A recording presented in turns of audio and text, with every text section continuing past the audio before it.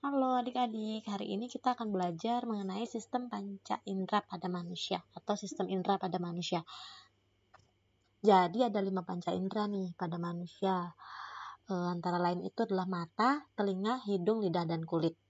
Mata itu yang biasanya kita gunakan untuk melihat, telinga sebagai pendengaran, hidung sebagai alat penciuman, lidah perasa, dan kulit peraba. Nah, jadi mata atau penglihatan ini digunakan untuk melihat. Terdiri dari apa aja sih mata kita? Ada mata bagian luar dan mata bagian dalam. Ini adalah mata bagian luar kita. Di mata bagian luar kita punya kelenjar air mata, bulu mata, alis mata, dan kelopak mata. Nah, alis mata ini berfungsi untuk melindungi mata dari keringat. Kelopak mata dan bulu mata ini berfungsi untuk melindungi mata dari benda-benda asing. Kelenjar air mata ini atau disebut juga aparatus lacrimalis berfungsi untuk menghasilkan air mata. Dan ini adalah mata bagian dalam. Di mata bagian dalam, bagian-bagiannya adalah ada otot, kornea, iris, pupil, aqueous humor, lensa, vitreous humor, sklera, koroid, retina, bintik kuning, saraf optik, dan bintik buta. Jadi, sklera ini berfungsi untuk mempertahankan mata agar tetap lembab. Kornea atau selaput bening berfungsi untuk memfokuskan cahaya yang masuk ke dalam mata. Koroid ini berfungsi sebagai lapisan jaringan tipis yang banyak mengandung pembuluh darah. Nah, pada bagian ini mengandung pigmen warna yang menunjukkan warna pada bola mata kita. Yang keempat ini ada iris atau selaput pelangi, berperan untuk mengatur banyak sedikitnya cahaya yang masuk ke dalam bola mata. Lensa mata ini berfungsi untuk memfokuskan dan meneruskan cahaya yang masuk ke mata agar jatuh tepat di retina. Nah, retina ini fungsinya sebagai tempat terbentuknya bayangan pada benda. Dan saraf mata berfungsinya adalah meneruskan rangsangan cahaya ke susunan saraf pusat di otak. Ini adalah cara kerja mata kita. Jadi, lensa dan otot tampak depan. Jadi, otot akan berkontraksi menarik koroid sehingga ligamen berelaksasi. Dan lensanya menebal, menjadi cembung, memfokuskan cahaya dari benda yang dekat. Itu apabila mata kita melihat dari jarak dekat. Apabila mata kita melihat dari jarak jauh, cara kerjanya adalah otot berelaksasi, koroidnya kembali ke posisi semula sehingga menjauh dari lensa, dan ligamen menarik lensa. Lensa mulai memipih dan memfokuskan cahaya dari benda yang jauh. Yang kedua ini telinga atau alat pendengaran. Telinga berfungsi mendengarkan suara dan menjaga keseimbangan tubuh.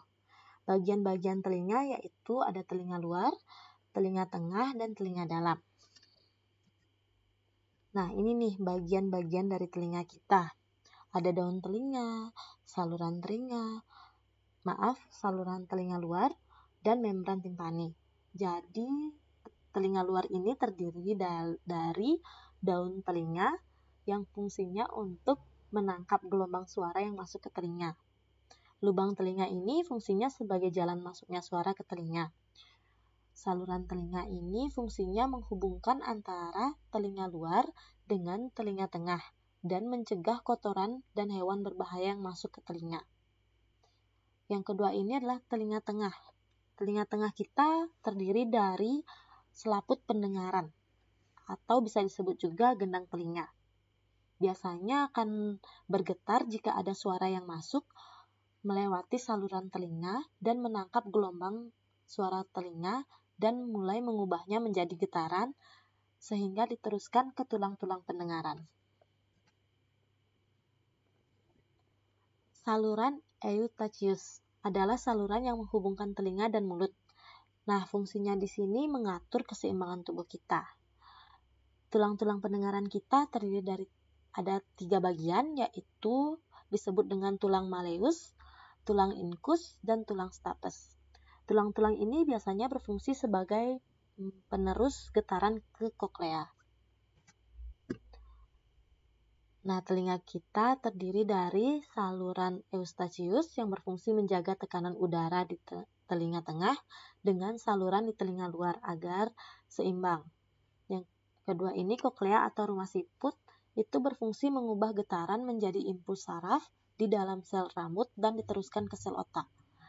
Selanjutnya ada saluran vestibuli yang berfungsi sebagai alat keseimbangan juga pada tubuh kita. Nah, ini nih cara kerja telinga.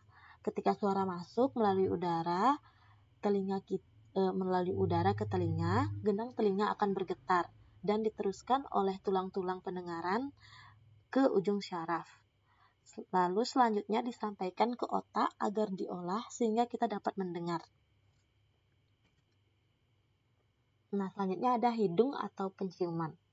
Hidung ini berfungsi sebagai indera pencium dan alat pernafasan. Bagian-bagian hidung itu ada lubang hidung, batang hidung, dan rongga hidung. Ini nih bagian-bagian dari hidung kita.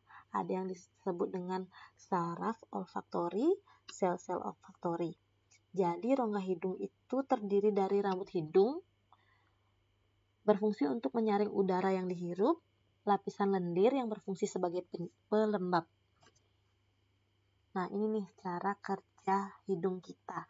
Jadi, zat yang berbau dapat tercium oleh hidung jika telah sampai ke rongga hidung.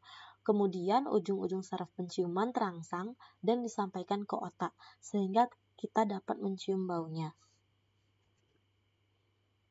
Yang keempat, lidah atau perasa. Jadi, fungsi lidah ini sebagai indera pengecap, sebagai alat berbicara, pengatur letak makanan saat dikunyah, dan membantu menelan. Nah, ini nih bagian-bagian dari lidah. Ada katup pangkal tenggorokan, amandel lidah atau bisa disebut juga dengan tongsil, amandel langit-langit tenggorokan, jendela buntu, celah ujung, sirkumvalat papila, celah lidah, ujung lidah. Nah, ini nih. Yang pertama ada papila filiformis, menyebar pada seluruh permukaan lidah yang berfungsi untuk menerima rasa sentuh pada saat mengecap.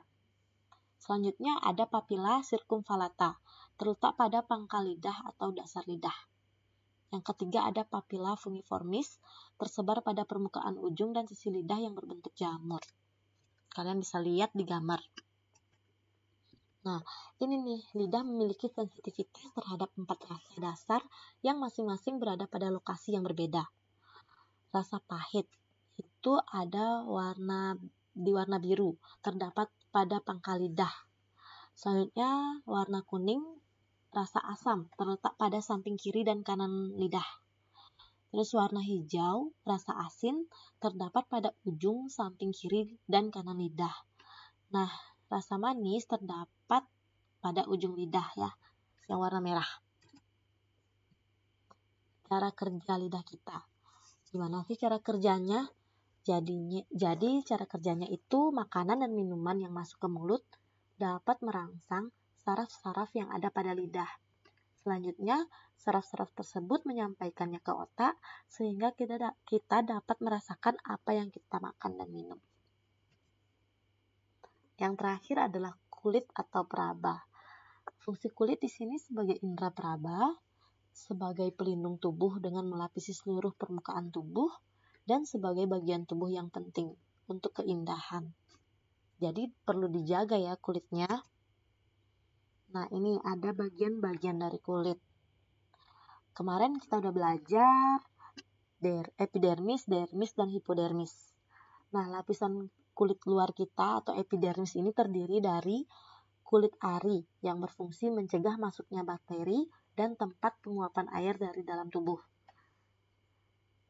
Dan ada namanya lapisan Malpighi. Selanjutnya, lapisan dalam atau dermis ini terdiri dari saraf rangsang yang berfungsi sebagai sensor peraba, ada pembuluh darah, zat melanin berfungsi sebagai penangkal sinar ultraviolet yang berbahaya dan sebagai zat warna pada permukaan kulit. Selanjutnya ada jaringan lemak yang berfungsi mengendapkan air di kulit agar kulit tetap lembab. Ada kelenjar keringat yang berfungsi mengeluarkan keringat, dan ada kelenjar minyak yang berfungsi melumasi kulit agar tidak kering. cara kerja kulit kita. Jadi ketika kulit menerima rangsangan melalui ujung-ujung saraf peraba, selanjutnya akan diubah dalam bentuk impuls dan diteruskan ke otak melalui urat saraf. Kemudian otak mengelola rangsangan dan mengirim kembali perintah ke tubuh untuk menanggapi rangsangan tersebut. Seperti gambar di atas. Nah, jadi kesimpulan dari materi kita hari ini, setiap manusia pasti memiliki 5 panca indera ya, yakni indera pendengaran, indera penglihatan, indera penciuman, indera perasa, dan indera peraba, serta fungsinya masing-masing. Untuk itu kita perlu menjaga kesehatan agar terhindar dari penyakit, khususnya pada sistem indera kita. Baik, sekian dan terima kasih.